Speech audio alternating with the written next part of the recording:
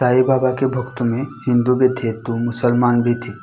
उनके उतने ही मुरीद थे। उनके उपदेश कहीं लिखित नहीं है, मौखिक रूप से उनकी कहानियाँ भक्तों को शिक्षा देती रहती है। उनकी कई बातें बराबर लोगों का जीवन में मार्गदर्शन करती रहती है।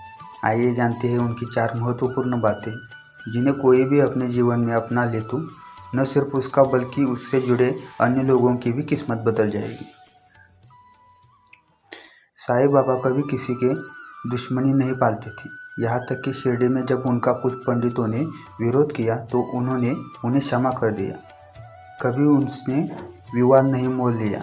किसी की गलती को क्षमा कर देना बड़प्पन की निशानी माना गया है। छोटी मोटी गलतियों को नज़रअंदाज कर देने से जीवन में जो समय हम वाद विवाद में उलझ कर व्यर्थ में बर्बाद कर देते हैं वह बचेगा। यह समय हम अपने और दुनिया के विकास में लगा सकते हैं। कई बार तो लोग अपनी झूठी शान के चक्कर में छोटी मोटी बातों को लेकर सालों मुकदमेबाजी करते हैं।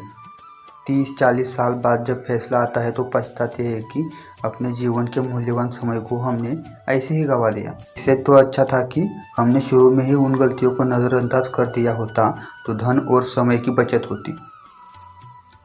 साईं बाबा के बारे में कहा जाता है कि वे सेवा करने में कभी पीछे नहीं रहते थे। उनसे जो बन पड़ता था वे सेवा करते थे और भक्तों को सेवा के लिए प्रेरित करते थे।